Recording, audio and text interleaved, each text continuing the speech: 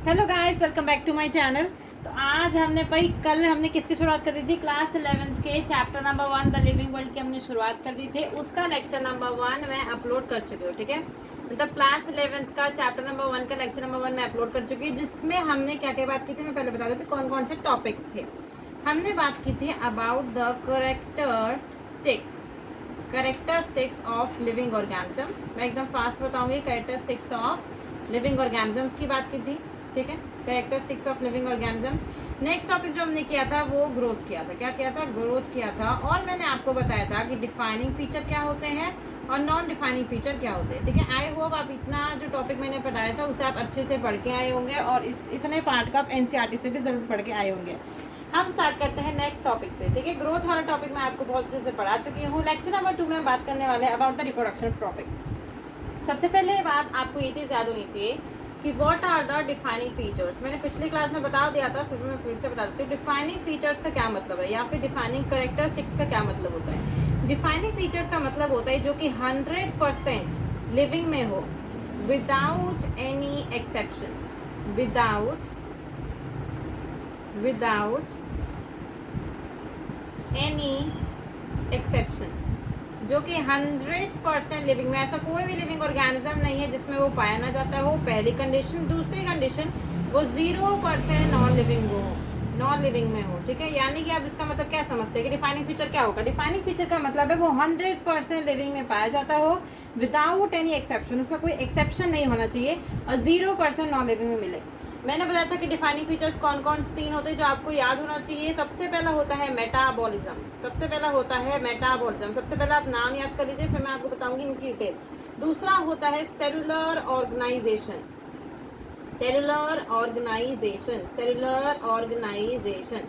और तीसरा होता है कॉन्शियसनेस तो आपने 10th क्लास में भी पढ़ा होगा, ठीक है। क्या होता है? कॉन्शियसनेस होता है। कॉन्शियसनेस, ठीक है। मैंने बोला डिफाइनिंग फीचर्स कौन कौन से 3 है। मेटाबॉलिज्म है, सेलुलर ऑर्गेनाइजेशन है और कॉन्शियसनेस है।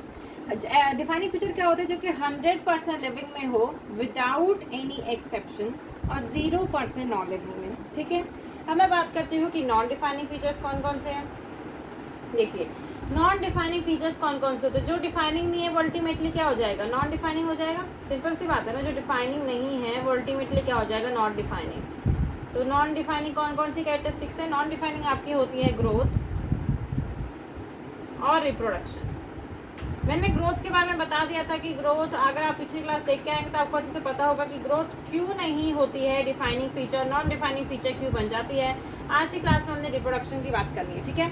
इसको मैं अच्छे से रैप कर देती हूँ, आप नोट करना चाहो तो कर सकते हो, ठीक है। हम आगे बढ़ते हैं। हम बात करते हैं रिप्रोडक्शन प्रोसेस के बारे में, जो इसका नेक्स्ट टॉपिक है, मतलब इसका सेकेंड टॉपिक है। तो आप इसको हेडिंग डाल के लिख सकते हो रिप्रोडक्शन। अब देखो इसमें हमें क्या क्या पढ़ना है। इसकी जो डिटेल है वो क्लास 12 के चैप्टर में है, यहाँ पर आपको ऊपर से पढ़ना है, ठीक है। रिप्रोडक्शन क्या होता है आपको सबसे पहले लिखना है, it is a biological process. कैसी प्रोसेस है? बायोलॉजिकल प्रोसेस है, ठीक है। बायोलॉजिकल प्रोसेस है। इतना तो पता है ना कि रिप्रोडक्शन एक बायोलॉजिकल प्रोसेस है, ना कि एक केमिकल प्रोसेस। केमिकल प्रोसेस कैसे हो सकती है? वो एक प्रकार की बायोलॉजिकल प्रोसेस है। दूसरी बात की रिप्रोडक्शन की डेफिनेशन कैसा है, रिप्रोडक्शन की डेफिनेशन क्या है, ठीक है। What do you mean by reproduction? Reproduction का मतलब होता है, रिप्रोडक्शन इज अ प्रोसेस। क्या है? Is a process in which an organism give rise to offspring। बच्चों को हम क्या बोलते हैं? offspring। मतलब कि बायोलॉजी की भाषा में बच्चों को क्या बोलते हैं? offspring similar to itself। अब मैं बताती हूँ कि आइडेंटिकल और सिमिलर में क्या मतलब होता है, ठीक है। आपको आइडेंटिकल और सिमिलर के बीच में डिफरेंसेस पता होना चाहिए। मैंने क्या बोला? रिप्रोडक्शन एक बायोलॉजिकल प्रोसेस है, आपको याद होना चाहिए। अगर आपसे पूछा जाए तो आप ये लाइन को लिख सकते हैं कि reproduction it is a biological process. दूसरी बात कि इसकी डेफिनेशन क्या है? Reproduction is a process in which an organism give rise to offspring. तो ऑफस्प्रिंग को आप साइड में लिख सकते हैं, जो बच्चे होते हैं, ठीक है। जो बच्चे होते हैं, चिंटू मिंटू सोना मोना, ये सब जो बच्चे होते हैं उन्हें क्या बोलते हैं? बायोलॉजी की भाषा में ऑफस्प्रिंग बोलते हैं। क्या बोलते हैं? ऑफस्प्रिंग। Similar to itself. अब आपको मैं सिंपल भाषा में बता देती हूँ कि सिमिलर का मतलब क्या होता है और आइडेंटिकल का मतलब क्या होता है। यहाँ पर मैंने सिमिलर क्यों लिखा है और आइडेंटिकल क्यों नहीं लिखा। देखो सिमिलर का मतलब आपने ये चीज़ देखी होगी रिप्रोडक्शन में, क्या देखा होगा कि आप अपने पापा मम्मी से लगभग मिलते जुलते हैं। मतलब कि आपकी नाक मिल रही होगी, आपकी आंखें मिल रही होगी, आपका जो स्किन का कलर है वो मिल रहा होगा, मतलब आप कुछ कुछ सिमिलर। ऐसा तो नहीं है कि अगर आपके पापा मान लीजिए शाहरुख खान है, ठीक है, मान लीजिए आप आर्यन खान हो और आपके पापा शाहरुख खान है, तो ऐसा तो नहीं है कि शाहरुख खान की तरफ बिल्कुल सेम टू सेम आप उनकी कार्बन कॉपी हो। कार्बन कॉपी का मतलब तो आप समझते होगे ना, जैसे फोटो कॉपी होती है, ठीक है। आप गए आधार कार्ड की फोटो कॉपी करवाने, तो जब वो फोटो कॉपी वाला होता है वो बिल्कुल उसका सेम 100% कॉपी कार्बन कॉपी निकाल के देता है आपको। क्या आप वैसे दिखते हो अपने मम्मी पापा से? कुछ तो डिफरेंसेस होते हैं ना आपके और मतलब कि आपके पापा में और आप में, ठीक है, कुछ तो डिफरेंसेस देखने के लिए मिलते हैं, इसलिए हम क्या है सिमिलर हैं। पर आपको ये चीज़ पता होनी चाहिए कि हम सिमिलर क्यों बनते हैं, क्योंकि वेरिएशंस आ जाती हैं। क्या आ जाती है? वेरिएशंस। और ये वेरिएशंस बहुत ज़्यादा इंपॉर्टेंट है एवोल्यूशन में, ठीक है। अगर आपकी वेरिएशंस नहीं आएंगी तो आप ज़्यादा दिन तक जिंदा नहीं रह पाओगे। आपने सुना होगा कॉन्टिन्यूस इनब्रीडिंग, बार बार आप सेल्फ फर्टिलाइजेशन, भाई बहन में शादी करवाते जा रहे हो तो धीरे धीरे क्या होगी, उनकी फर्टिलिटी रिड्यूस हो जाएगी, ठीक है। इसलिए वेरिएशन आना बहुत ज़्यादा इंपॉर्टेंट होता है एवोल्यूशन में। जब तक वेरिएशन नहीं आएगी तब तक आप सर्वाइव ही नहीं कर पाओगे, ठीक है। आइडेंटिकल टर्म क्यों यूज होता है? आइडेंटिकल का मतलब समझ रहे हो? आइडेंटिकल का मतलब शाहरुख खान का बेटा शाहरुख खान, मतलब कि शाहरुख खान SRK लिख लो। SRK का जो बेटा होगा, SRK का जो बेटा होगा वो बिल्कुल SRK का ही दिखता होगा, सेम टू सेम। मतलब ऐसे समझ लो कि SRK मान लो 50 साल का हो गया और उसका बेटा है 23-24 साल का, तो वो क्या करेगा? पहले तो SRK ने बहुत सारी मूवीज बनाई, ठीक है, DDLJ बनाई, ये सब बनाई। अब उसकी जगह वो अपने बेटे को डाल दी, क्योंकि दोनों तो सेम ही दिखते हैं ना। बेशक उसके क्या बोलते हैं, एक्टिंग में थोड़ा बहुत फर्क होगा, पर SRK की तरह वो एक्टिंग तो कर ही सकता है क्योंकि सेम चेहरा है, ठीक है। कार्बन कॉपी तो है ही, तो समझ गए। तो हमने सिमिलर टर्म क्यों यूज़ किया, ठीक है, आप इसको नोट डाउन कर सकते हैं। अब हम थोड़ा आगे बढ़ते हैं। सेक्सुअल मतलब कि रिप्रोडक्शन 2 प्रकार का होता है, ठीक है। रिप्रोडक्शन कितने प्रकार का होता है जी? 2 प्रकार का होता है रिप्रोडक्शन। आप ऐसे लिख सकते हैं, reproduction is of 2 types. Reproduction is of 2 types. कौन कौन से 2 टाइप्स का होता है? एक होता है asexual reproduction, sexual reproduction, asexual reproduction, और एक होता है सेक्सुअल रिप्रोडक्शन, ठीक है, सेक्सुअल रिप्रोडक्शन। अब आपको कुछ डिफरेंसेस के बारे में बताना चाहिए। आप इसको क्लास 12 में और ज़्यादा डिटेल में पढ़ोगे, पर मैं इसको कुछ डिफरेंसेस आपको बता देती हूँ। देखिए एसेक्सुअल रिप्रोडक्शन में ऑलवेज हमेशा 1 पेरेंट इन्वॉल्व होता है। 1 पेरेंट मतलब क्या है? एक पेरेंट है, ठीक है, एक पेरेंट है, वही बच्चा दे देगा, वही बच्चा दे देगा। हम इंसानों में तो ऐसा नहीं होता, एक मम्मी होती है, एक मम्मी होती है, एक पापा होते हैं, तभी तो चिंटू आता है। पर इसमें क्या है, एसेक्सुअल रिप्रोडक्शन में सिर्फ एक पेरेंट की जरूरत है, सिर्फ एक पेरेंट हो जाए बच्चा आ जाएगा, ठीक है, बच्चा आ जाएगा। सेक्सुअल रिप्रोडक्शन में क्या होता है, 2 पेरेंट्स इन्वॉल्व होते हैं, पर इसमें भी एक्सेप्शन है, पर आपको एक्सेप्शन में नहीं जाना है, सिर्फ आप लिख लीजिए कि इसमें 2 पेरेंट इन्वॉल्व है और इसमें 1 पेरेंट इन्वॉल्व है। दूसरी चीज़, यहाँ पर गैमेट का जो फॉर्मेशन है, गैमेट तो आप जानते हो ना, गैमेट, ठीक है, गैमेट का जो फॉर्मेशन है मे और मे नॉट अकर, मतलब गैमेट का फॉर्मेशन हो भी सकता है और नहीं भी। यहाँ पर गैमेट का फॉर्मेशन हमेशा ही होगा, गैमेट का फॉर्मेशन यहाँ पर हमेशा ही होगा। नेक्स्ट चीज़ आपको लिखनी है कि यहाँ पर fusion of gametes. Fusion of gametes का मतलब जानते हो कि नहीं जानते हो? जिसको फर्टिलाइजेशन कहा जाता है। Fusion of gametes not occur, यहाँ पर कभी भी फ्यूजन ऑफ गैमेट्स होगा ही नहीं। और यहाँ पर इसका कैरेक्टरिस्टिक फीचर है फ्यूजन ऑफ गैमेट्स का होना, फ्यूजन ऑफ गैमेट्स अकर, ठीक है, अकर। ये चीज़ समझ में आती है? फ्यूजन ऑफ गैमेट्स यहाँ पर नहीं होंगे, यहाँ पर फ्यूजन ऑफ गैमेट्स होंगे। आपकी चीज़ से भी याद रखना है, मैं सिर्फ बोल देती हूँ कि एसेक्सुअल रिप्रोडक्शन में जो बच्चे बनेंगे, मान लीजिए कि एक पेरेंट है चिंटू, ठीक है, मान लीजिए वो चिंटू है, ठीक है, चिंटू एसेक्सुअल रिप्रोडक्शन करता है। क्या करता है? एसेक्सुअल रिप्रोडक्शन करता है। मान लीजिए आपका चिंटू, कुछ भी ले लीजिए, मान लीजिए चिंटू क्या है, आप ले लीजिए, मतलब क्या आप ऐसे समझ सकते हैं कि चिंटू है वो एसेक्सुअल रिप्रोडक्शन करता है, तो चिंटू का जो ऑफस्प्रिंग आएगा, जो चिंटू का बच्चा आएगा, वो बिल्कुल चिंटू की कार्बन कॉपी होगा, ठीक है। मान लीजिए चिंटू के 2 बच्चे हुए, दो बच्चे हुए, एक मिंटू ले लीजिए, एक टिंटू ले लीजिए, ठीक है, टिंटू।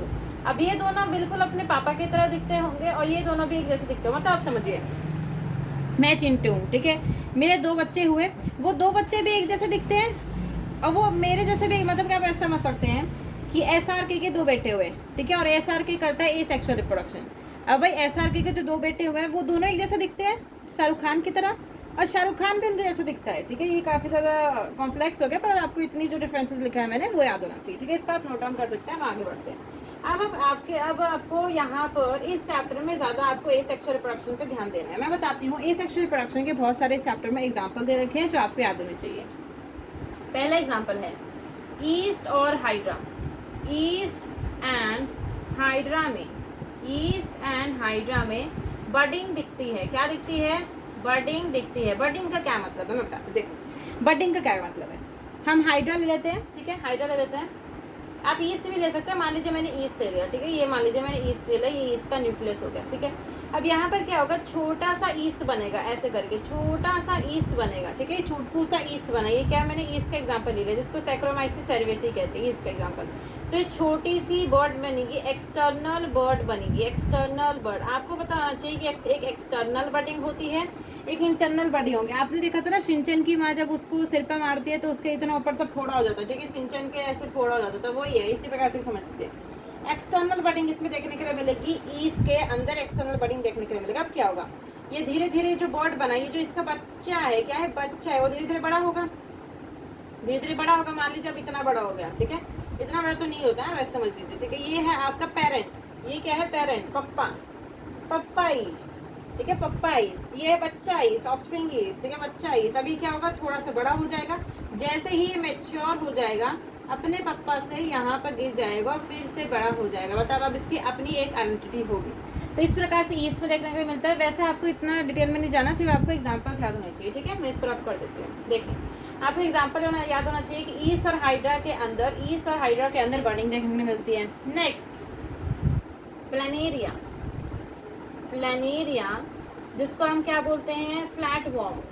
क्या बोलते हैं, फ्लैट वॉर्म्स, चपटे हुए। उसके अंदर ट्रू रीजनरेशन देखने के लिए मिलता है। True regeneration. अब देखो रीजनरेशन क्या मतलब है। देखिए आपको पता है प्लानेरिया प्लेटीहेल्मिन्थेस का मेंबर है, ठीक है। जिसने एलिमेंट किंगडम पढ़ा है उसको पता होगा। प्लेटीहेल्मिन्थेस एक प्रकार का फाइलम है, उसका मेंबर होता है प्लानेरिया, जिसको हम फ्लैट वॉर्म भी कहते हैं। अब देखिए ट्रू रीजनरेशन का मतलब है ये मान लीजिए मैंने बना दिया प्लानेरिया का स्ट्रक्चर, ठीक है, ये मान लीजिए मैंने बना दिया प्लानेरिया का स्ट्रक्चर। ये आंखें नहीं है, ठीक है, ये आंखें मत समझना। चल आप ऐसे समझ लीजिए। देखिए ये प्लानेरिया है। मान लीजिए प्लानेरिया जो है 3 हिस्सों में बट गया, ये बट गया 3 हिस्सों में, ठीक है, ये बट गया 3 हिस्सों में। अब इसका हर एक हिस्सा एक नया मान लीजिए 3 हिस्सों में बटा, ठीक है। अभी इसका जो हर एक हिस्सा है वो 3 नए ऑर्गेनिज्म को बना देगा। इसका मतलब होता है ट्रू रीजनरेशन, रीजनरेट कर लेना, ठीक है, ट्रू रीजनरेट। आपने देखा होगा छिपकली की जो पूंछ कट जाती है, तो छिपकली जैसे मान लीजिए छिपकली की पूंछ कट गई, ठीक है। जब छिपकली की पूंछ कट गया, आपने देखा होगा ना कि जो उसकी पूंछ कट जाती है, ऐसे तो ये कि वहाँ पर नई छिपकली उग जाती है। जो पूंछ कटी है उससे नई छिपकली नहीं ना, जहाँ से उस छिपकली की पूंछ कटती है वहाँ से उसकी नई पूंछ निकल आती है। पर यहाँ पर ऐसा नहीं है। अगर मान लीजिए इसके 3 टुकड़े हुए, मान लीजिए एक ये टुकड़ा हो गया, ठीक है, जो एक मान लीजिए ये वाला टुकड़ा हो गया और एक मान लीजिए ये वाला टुकड़ा हो गया। ये वाला टुकड़ा एक नया प्लानेरिया बना देगा, ठीक है, ये वाला टुकड़ा एक नया प्लानेरिया बना देगा और ये वाला टुकड़ा भी एक नया प्लानेरिया को बना देगा। समझ में आया? ट्रू रीजनरेशन का मतलब है हर एक पार्ट। मान लीजिए ये मेरा हाथ है, ठीक है, हाथ दिख रहा है, इस हाथ को मैंने बीच से काट दिया, ठीक है, इस हाथ को मैंने बीच से काट दिया, मैं क्या हूँ, प्लानेरिया हूँ। तो मेरा जो कटा हुआ हाथ है ना, मेरा जो कटा हुआ हाथ है, ये मान लीजिए मेरा कटा हुआ हाथ है, ये पूरा का पूरा मैं बना दूंगी, ठीक है, ये पूरा का पूरा मुझे होल बना देगा, मेरे आँख, कान, नाक, लात सब बना देगा, ठीक है। ये चीज़ें समझ में आ गई। ये 2 एग्जाम्पल ज़्यादा होनी चाहिए, ईस्ट और हाइड्रा में बडिंग और प्लानेरिया फ्लैटवॉर्म्स में ट्रू रीजनरेशन। आगे बढ़े, ठीक है। नेक्स्ट एग्जाम्पल जो आपको पता होना चाहिए वो दे रखा है about fungi filamentous, algae and protonema of mosses, ठीक है, मोसेस। इनके अंदर देखने के लिए मिलती है फ्रैगमेंटेशन। आपका एग्जाम्पल बहुत ज़्यादा इंपॉर्टेंट है। Fungi filamentous algae and protonema of Moses में फ्रैगमेंटेशन देखने के लिए मिलती है। इसमें क्या है, जैसे मान लीजिए कि आपको पता है फंजाई जो होता है, फंजाई का स्ट्रक्चर कैसे होता है, आप बायोलॉजिकल क्लासिफिकेशन में जानेंगे। ये माइसीलियम बनाता है, क्या बनाता है, माइसीलियम बनाता है। तो माइसीलियम कैसा होता है, फिलामेंटस, कुछ इस प्रकार का फिलामेंटस आप मान लीजिए कुछ इस प्रकार का स्ट्रक्चर होता है, ठीक है, ऐसे ऐसे ऐसे ऐसे ऐसे ऐसे। तो ये क्या करेगा, इसका एक पार्ट मान लीजिए कट गया, मान लीजिए 2 पार्ट में बट गया, एक ये पार्ट हो गया और एक ये पार्ट हो गया, ठीक है, 2 पार्ट में कट गया और फिर ये अपना एक नया अस्तित्व बना दो। मतलब क्या है कि 2 पार्ट में कट जाएगा तो ये एक अपना नया ऑर्गेनिज्म बन गया, ये अपना नया ऑर्गेनिज्म बन गया। ये पेरेंट था, ये 2 पार्ट में कट गया, 2 पार्ट में कटने के बाद ये एक नया ऑर्गेनिज्म बन गया, मान लीजिए ये ए ऑर्गेनिज्म बन गया और ये बी ऑर्गेनिज्म, ये नया फिलामेंटस, नए ऑर्गेनिजम्स बन गए। तो fungi, filamentous, algae and protein में फ्रेगमेंटेशन देखने के लिए मिलती है। आगे बढ़े, ठीक है, इससे मेनली एग्जांपल्स ही हैं जो आपको याद होने चाहिए। अब इससे सबसे ज़्यादा इंपॉर्टेंट चीज़ है, आपको क्या पता होना चाहिए कि इन यूनिसेलुलर ऑर्गेनिजम्स के अंदर, यूनिसेलुलर ऑर्गेनिजम्स के अंदर रिप्रोडक्शन इज, इस पर असर्शन रीजन का भी क्वेश्चन आ सकता है, इसको अच्छे से सुनिए। रिप्रोडक्शन इज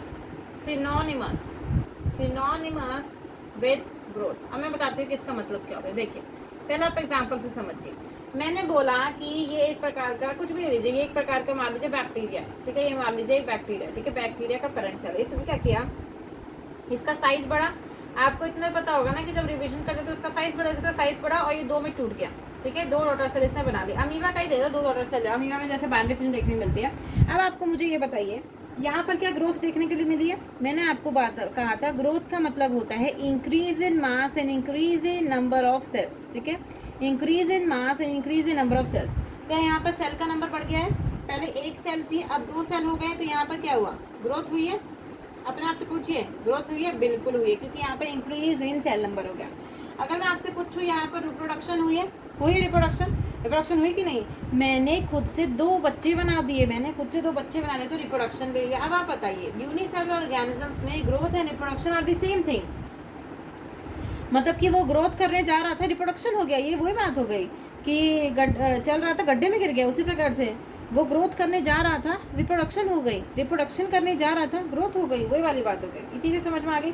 पर मैं आपसे एक क्वेश्चन पूछना चाहती हूँ, क्या जो ह्यूमन बींग्स है या जो हायर प्लांट्स एंड एनिमल्स हैं, क्या उनके अंदर भी ऐसा देखने के लिए मिलता है? मान लीजिए मेरी ग्रोथ हो रही है, ठीक है, मैं 2 साल से 15 साल की हो गई, धीरे धीरे ग्रोथ होती रही, हाइट बढ़ती रही, वेट बढ़ता रहा, ठीक है, बड़े हो गए। क्या उस समय रिप्रोड्यूस भी कर रहे थे? नहीं कर रहे थे ना। उतना छोटा बच्चा कहाँ से रिप्रोडक्शन कर रहे थे? वो नहीं कर रहा था ना। तो मतलब कि हमारे अंदर जो हायर प्लांट्स एंड एनिमल्स है उसमें ग्रोथ और रिप्रोडक्शन दोनों अलग अलग इवेंट्स हैं, ठीक है, लेकिन इसमें ये दोनों इवेंट सेम है, ठीक है, आप इसमें डिफरेंस नहीं कर सकती। चीज़ें समझ में आती है? आगे बढ़े, ठीक है। अब आपको कुछ ऑर्गेनिजम्स का नाम याद होना चाहिए। वो कुछ ऑर्गेनिजम्स क्या हैं? मैं ऑर्गेनिजम्स का नाम लिखती हूँ। म्यूल्स, आपने खच्चर का नाम सुना होगा, ठीक है, म्यूल्स, स्टेराइल वर्कर बीज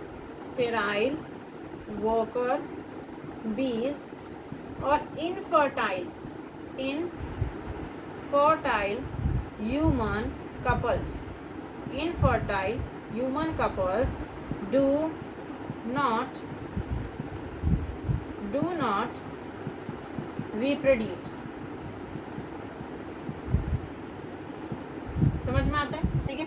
अब मैंने आपसे पूछा, आपको एग्जाम्पल सबसे पहले याद होनी चाहिए, म्यूल्स, खच्चर। आप जब भी आप वैष्णो देवी घूमने गए होंगे, ठीक है, वैष्णो देवी घूमने गए होंगे या कहीं भी आप रथ यात्रा पे या कहीं पर भी जाते हो, रथ यात्रा पर नहीं कह सकते आप, मतलब कहीं पर भी आपने देखा होगा ना, खच्चर का नाम तो सुना ही होगा, आपने देखा होगा कि खच्चर जो है, आपने डोंकी को देखा है, गधे को देखा है, ठीक है, गधे को देखा है, और आपने घोड़े को देखा होगा। आप क्या करते हो, गधे और घोड़े के बीच में क्रॉस करवा देते हो। मतलब गधे की स्पीशीज़ अलग है, ठीक है, गधे की स्पीशीज़ अलग है, आपको पता है ना, गधा अलग है, घोड़ा अलग है, गधा अलग है, घोड़ा अलग है, गधे की स्पीशीज़ अलग है, घोड़े की स्पीशीज़ अलग है। हमारे साइंटिस्ट ने अपना दिमाग चलाया, उन्होंने क्या किया, उन्होंने सोचा कि क्यों ना, आपको पता है कि गधा बहुत, मतलब आपको पता है कि हॉर्स जो होता है, ठीक है, घोड़ा जो होता है वो बहुत फुर्तीला होता है, ठीक है, बहुत तेज़ भागता है, उसके अंदर बहुत ज़्यादा एनर्जी होती है, स्टैमिना होता है। वहीं गधे के अंदर क्या देखने मिलता है, बेशक गधे धीरे धीरे चलता है, पर वो बहुत ज़्यादा वेट को अपने ऊपर रख सकता है, ठीक है, अपने ऊपर बहुत सारे वेट को रख सकता है। तो साइंटिस्ट ने सोचा क्यों ना हम ऐसे करें कि हॉर्स के अंदर बहुत ज़्यादा स्टैमिना है और गधा जो है बहुत ज़्यादा वेट उठा सकता है, तो क्यों ना हम ऐसे करें, उन दोनों के बीच में क्रॉस करवा देते हैं, जिससे एक ऐसा ऑफस्प्रिंग बने, एक ऐसा बच्चा बने जो कि जिसके अंदर स्टैमिना भी ज़्यादा हो और वो ज़्यादा वेट भी उठा पाता हो। इसलिए खच्चर बनाए गए। पर क्या हुआ, आपने अर्न्स्ट के बारे में सुना है, ठीक है, इस लिविंग वर्ल्ड के चैप्टर में ही साइंटिस्ट का नाम दे रखा है अर्न्स्ट, ठीक है, अर्न्स्ट। उन्होंने बायोलॉजिकल कॉन्सेप्ट ऑफ स्पीशीज दिया था। बायोलॉजिकल कॉन्सेप्ट ऑफ स्पीशीज का क्या मतलब है, मैं सिंपल भाषा में समझाती हूँ। इसका मतलब है, मान लीजिए आपने ह्यूमंस की शादी डायनासोर से करवा दी, ठीक है, ह्यूमंस की शादी डायनासोर से करवा दी। इतना तो आप जानते हो, ह्यूमंस की स्पीशीज़ अलग है और डायनासोर की स्पीशीज़ अलग है, ठीक है। मान लीजिए पता नहीं कैसे कुछ भी करके आपने ह्यूमंस की शादी डायनासोर से करवा दी और फिर उनका बच्चा भी पैदा कर दिया, ठीक है, फिर उनका बच्चा भी पैदा कर दिया। आप देखिए क्या होगा। बायोलॉजिकल कॉन्सेप्ट ऑफ स्पीशीज़ कहता है, अगर आपको रिप्रोडक्शन करनी है तो आप हमेशा सेम स्पीशीज़ के अंदर ही करोगे। ह्यूमंस की शादी ह्यूमंस के साथ ही होगी। ह्यूमंस की शादी गधे से नहीं हो सकती, ठीक है, गधे की शादी गधे से ही होगी। मैंगो के पेड़ के ऊपर मैंगो का सीड ही लगेगा, समझ में आया। सेम स्पीशीज़ की शादी सेम स्पीशीज़ की शादी के साथ, मतलब सेम स्पीशीज़ की शादी सेम स्पीशीज़ के साथ ही हो सकती है, ठीक है।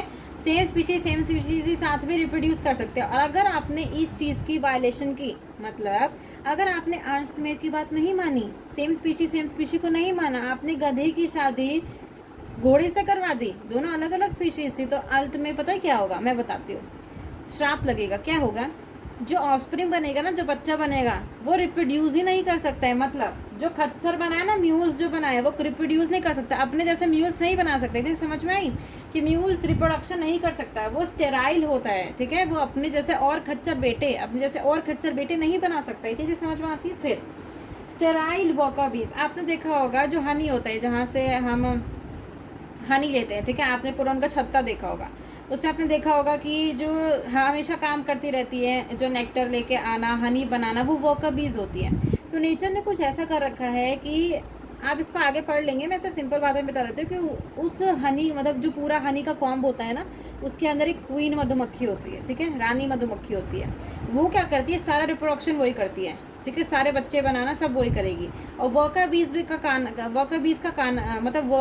का काम है सारा का सारा खाने का सामान लेके आना। तो इसलिए उनको क्या कर दिया, नेचर ने उनको स्टेराइल बना दिया, क्योंकि उन्हें तो सिर्फ काम करना है ना, सिर्फ काम करते जाओ नौकरानी बढ़ते जाओ, काम करते जाओ नौकरानी बनते जाओ। उनका कोई रिप्रोडक्शन में काम नहीं है। रिप्रोडक्शन का काम किस में है, क्वीन का है। किसका है, क्वीन का है, इसलिए इनको स्टेराइल बना दिया गया। और आपने तो ऐसा सुना ही होगा, कुछ कपल्स होते हैं, ह्यूमंस कपल्स होते हैं जो कि इनफर्टाइल होते हैं किसी भी कारण से, ठीक है, किसी भी कारण से वो रिप्रोड्यूस नहीं कर सकते, तो इनफर्टाइल। अब मैं आपसे क्वेश्चन पूछती हूँ, ये रिप्रोड्यूस नहीं कर सकते, तो ये लिविंग होंगे या नॉन लिविंग होंगे, बताइए।